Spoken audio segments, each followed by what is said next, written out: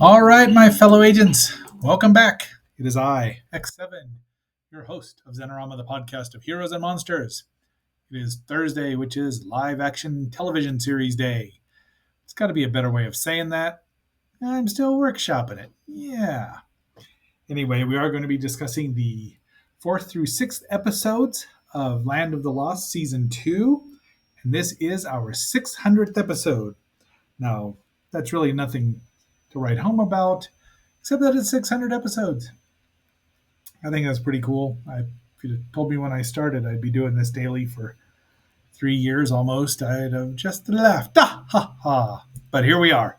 Before we get too much further into the show, please like, share, subscribe, leave a comment. Let me know what you think about these 3 episodes. Let me know if you thought I would ever get to episode 600. We are sitting at about 718 subscribers. Got to get to 1,000 here. That would be awesome. So just give me a subscribe as well, as I said. And if you can, please listen to it a couple more minutes longer than usual. It really helps out the algorithm. Having said all that, let's get on that raft and let's go.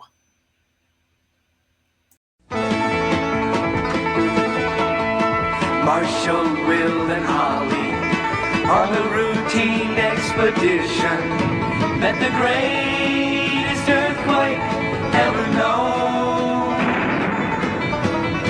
High on the rapids, it struck their tiny raft and plunged them down 1,000 feet below to the land of the lost.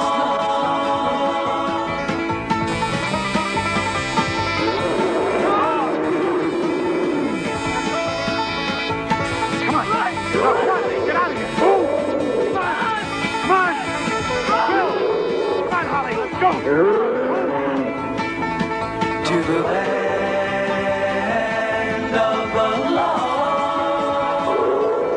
To the land of the lost.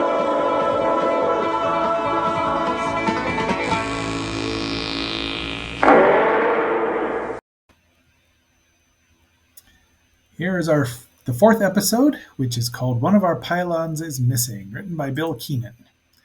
And this was first broadcast on September 27th, 1975. Written by Bill Keenan, directed by Gordon Wiles. So the marshals are on their way looking for trying to map out all the pylons. This is kind of the map thing shows up a lot in these seasons. They can't find one where it's supposed to be. They seem to be spaced out properly. And now they're also looking for Chaka. And let's see why this happens really quickly. Yeah, there's the hole.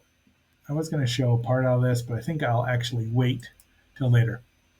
This mysterious hole opens up and Spot, one of the Coelophysis, falls right down in it, disappears. Then so does Holly's picnic basket. So it's smarter than the average hole. And down it goes. Chaka's, surprised. And now we get to the reason why, and they talk about it, and he's trying to tell him what's happened. Then the hole opens up. So let's watch and listen to a little bit of this one. How's that sound? I gotta quit saying that. This is what we're gonna do.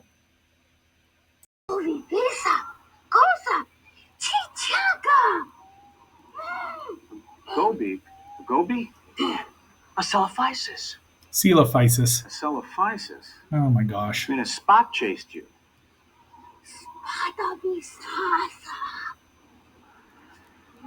Now, these are Coelophysis prints. All right, Chaka. Then what happened? Magic? Oh, come on. What's that? Well, it sounds to me like the Coelophysis chased him and then disappeared into the ground.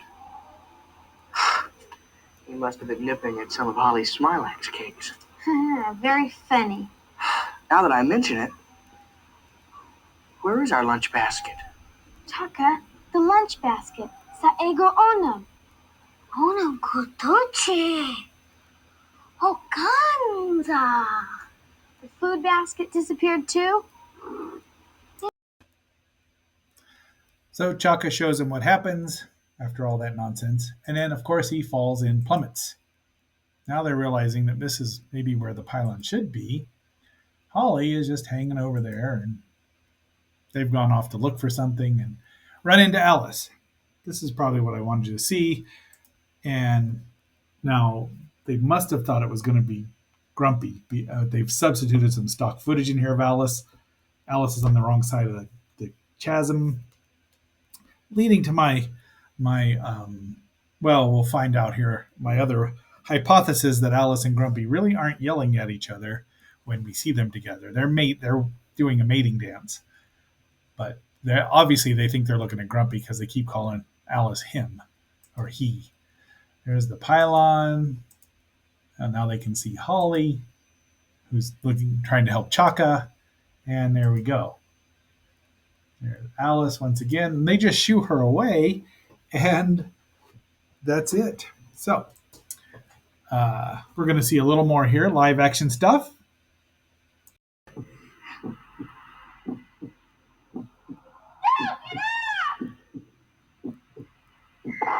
And down she goes. Now this little Holly doll, Kathy Coleman just is going to auction off. So probably for lots of money and to some wonderful fan who wants it. Not your humble agent, as adorable as Kathy is. So there is our villain of the piece, sort of. Poor Spot. I'll say that quite a few times. There's her basket and Chaka. Chaka. All right.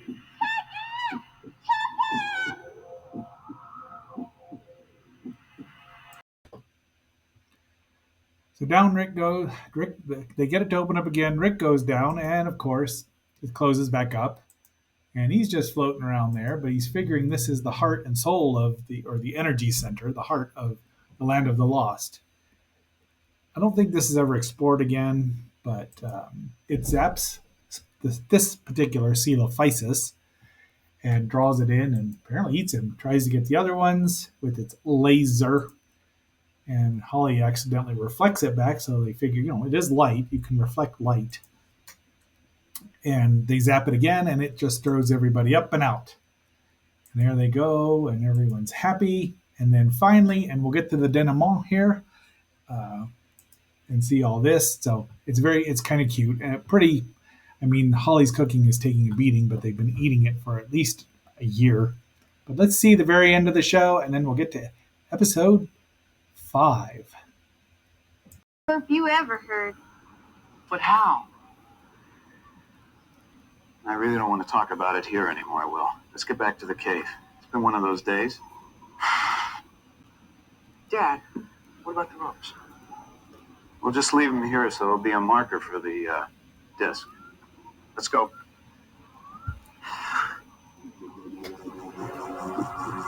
Speaking of burps,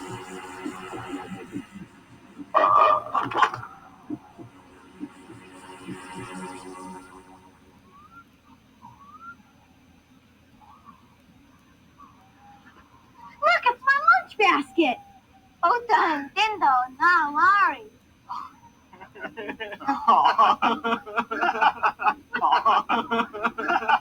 What's so funny? Nothing, honey. It's just that Chukka made an interesting observation. Not even the land of the lost can digest your cooking. Oh. poor Holly.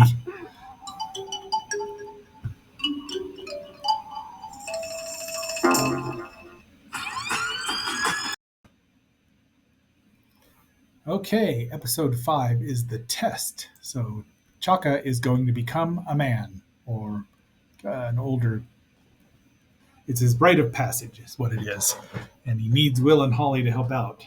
Rick does not appear in this episode at all. It originally aired October 4th, 1975, written by Bob Lally and directed by Tom Swale, so, as you see. So Chaka's mission to become a man is that his rite of passage to become an elder, Pakuni, is to get one of Alice's eggs. So remember when Grumby visited Alice last season? Yeah. So there she is in all her glory, and I do love Alice. There's some really good business with Alice here, and let's see, yeah. So there's Chaka with his spear and magic helmet. Oh, it's not a magic helmet. So it has to be dangerous, right, Chaka? And he disappears. Off they Rick's gonna help him. Holly goes to help him. And there's I was gonna do something here. Alice sees Chaka, and there's a really good bit of business here where she essentially stalks him. So we are gonna watch this. And I will find that because I didn't load it up. But yes, this is a really good bit of really nice bit of stop motion animation and really well combined.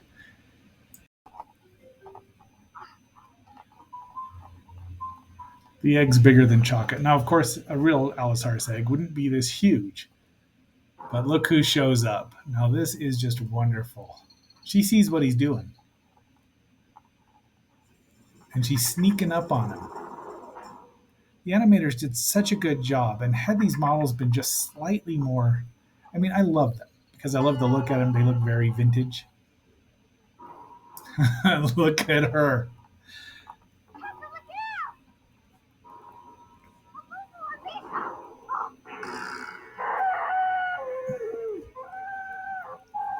Run away! Run away! Now, Holly got there before Will did.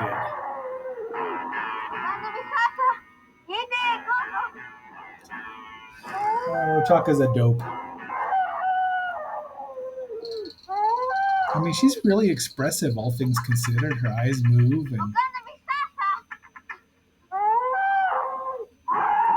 and he is being brave. A Chaka McNugget is what he's going to be. We don't even know what those are.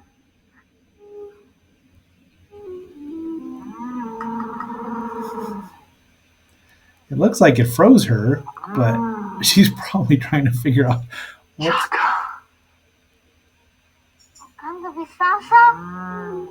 Friends? I don't know what she's thinking. No. What? Bye bye, Chaka. Bye bye. Run, Chaka, run! Now, correct me if I'm wrong, but it seemed like in last episode, the fair trade, Will or Holly traded their mirrors traded them to Ta, in order to make him their bait. He probably threw all of them back at him for being such jerks. But he uses this in another nice bit of animation. It gets Alice's attention away from Chaka for a minute. So this really is an Alice-centric episode, and I'm all for it. I've really changed my positions on Allosaurus fragilis. I quite appreciate them now. So there she goes, but the egg's right there. So she just stays there and sits down, and Chaka is still trying to steal it. Unfortunately for Chaka, she catches him yet again. They roll it into a very lost part of this is another nice bit of animation. They did a really good job. I would assume getting to reuse some of the animation here and there would give them some more time to do these bits. But she wants in. She actually kicks it at one point. And again, look. Now, for the life of me, I remembered them calling Junior here Albert. I've called him Albert for 50 years. 50 years. How is that possible? I know, I say that all the time. But 50 years I've thought his name was Albert. But it's Junior. They just call him Junior. He's a cute little spud for a deadly predator. Alice wants her baby back. He squeaks. We'll hear a little bit of that at the end there. Chaka runs out under an egg. Somehow that gets her attention. But then they get Junior to come out. And the mother and son reunion. Now, Ta doesn't think that them bringing Alice's egg back is anything special. And he won't. And he smudges his little mark. He's not a man. And then Junior shows up because he's just kind of wandering around being cute. Like a kitten. So here's where we'll go to the last bit right here. and then we'll start up with episode 6. Mazel tov, Chaka. Congratulations. Today you're a man. Kapla! Uh-oh. They make him sound adorable. He's a little weird looking. Well, that takes care of Chaka, but what about Junior? Holly, we can't very well take Junior back to our cave. Well, we can't just leave him here either. Avisa!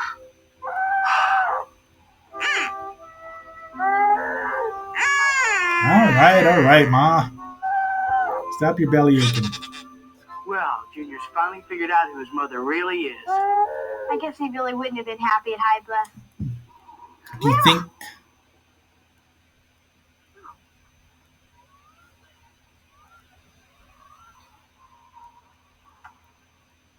Well, if Chaka's a man, I guess that makes you a monkey. And proud of it.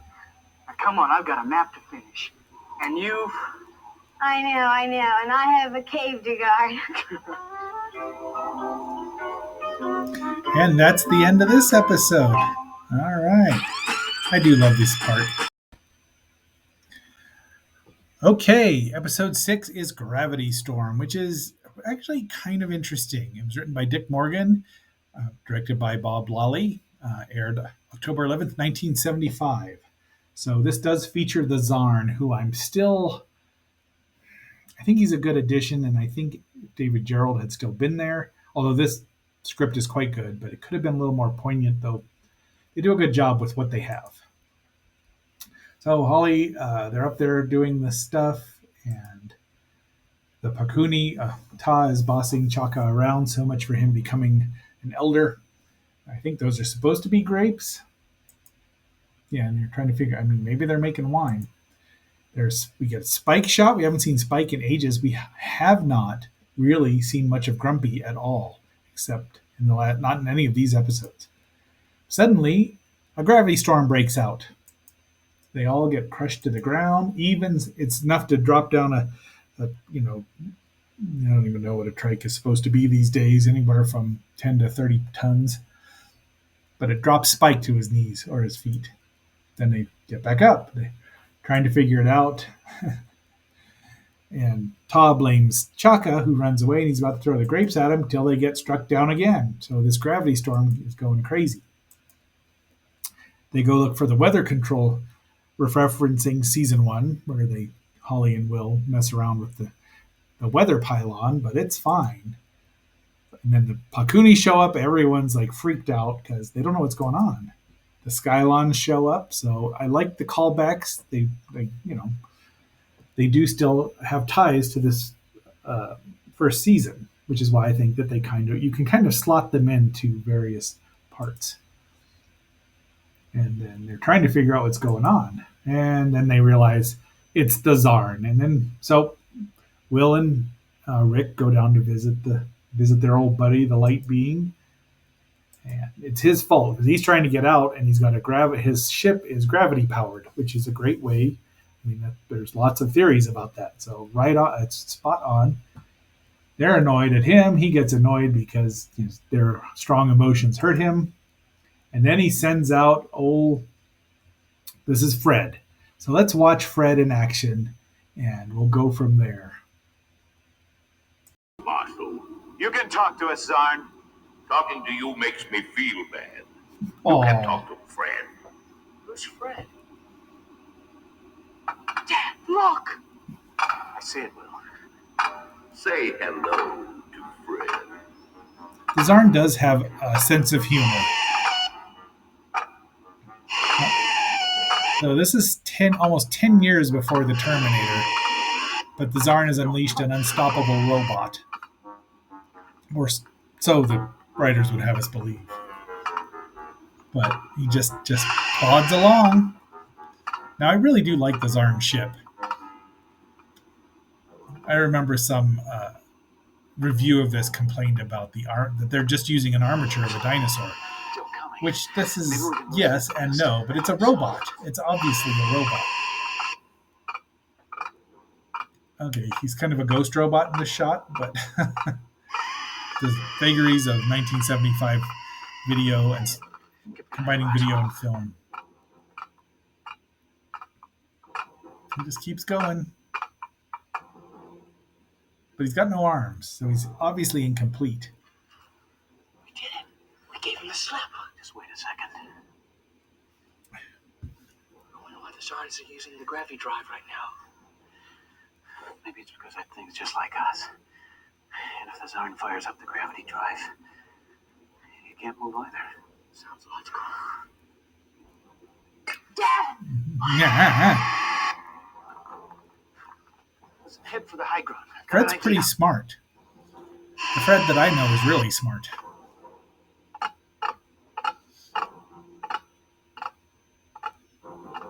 So this is a bit longer sequence than I had planned, but it's really a good little bit again.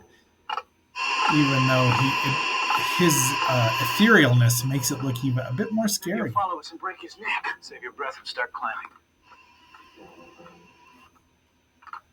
Do you ever get tired of being wrong about everything, Rick Marshall? Actually, Rick's really smart, and once again, it's my theory that he is not a simple Indianapolis farm boy or wherever.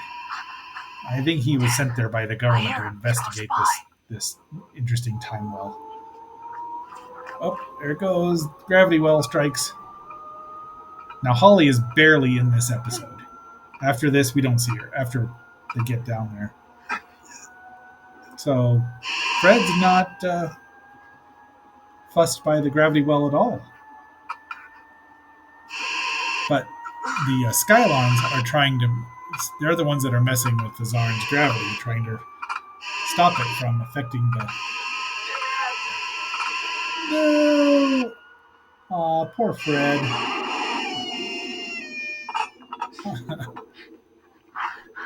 can move. Yeah, I can move. Well, I figured I with love all this. that metal in him, I love act this like a shot. lightning rod if we could get him to high ground. Well, 1 out of 2 isn't bad. What do you mean? You also said he couldn't move with the gravity drive on. Dun dun dun. Ba-dum. That was when Rick threw Will over the side of the ridge there. Well, the reason we don't see Holly anymore is she's twisted her ankle, and they've done a Tom Sawyer and tricked Ta into helping Chaka take her back to the cave. But they go back, they yell at the Zarn, and their emotions put him out of control. His ship goes out of control, and it crashes or crumbles in upon itself. And he tells him to get lost. The only thing that worse than emotion, the worst emotion he can handle is pity. He can't handle pity. Although it seemed to me like they were a little more sympathetic, but I should have just zipped through here. Anyway, yeah, well, yeah. See, we're gonna get the tag here, and then we'll wrap things up. Marshall, of all the human emotions I cannot stand, pity is the worst of all. Goodbye, Rick Marshall. Say goodbye. Give me no more pity. Wait! We're all in this together. Don't you want to be friends? Look at my ship. Well, he's stuck there with him, but Come on, let's they leave do him alone. they do tell him that he needs to go back out the same time portal he came in. So they've learned that much. Probably talking to Enoch. I guess we won. It's kind of bittersweet. I don't think we won, Will. I think the land of the lost won. Well, we helped then. It's still sad. We had something to do with that beautiful starship of his getting all crunched up. Good Might episode. have also helped save his life. What do you mean? I'm convinced that the land of the lost would have destroyed itself along with us rather than let the Zarn go. Oh, you met its See, heart. I don't think it could have done anything else.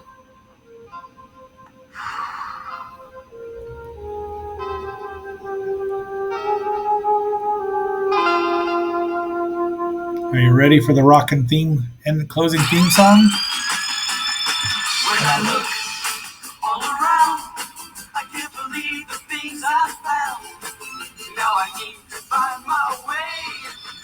I must find me living in the land of the lost. Living in the land of the lost.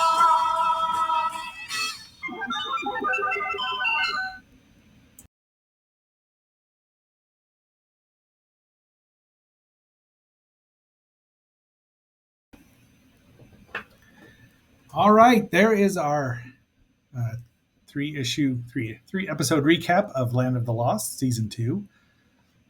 I have to say, so far, I'm quite enjoying this second season. It's a bit different. This is the first time they did actually have to save the Land of the Lost, or at least help it save itself. But it's quite enjoyable. They have kept the spirit alive even without David Gerald there. And I wonder, what it would have been like had he stayed on. What it would have been like had he stayed on for a second season. So I'm still kind of dreading the third season, but I'm enjoying the second season. So having said all that, tomorrow is Friday. We are going to get a. Is that the Zarn over here? No, but we are going to get a traditional 7-song Friday, 7 different songs. And until our next assignment, this is X7 signing off and phasing out.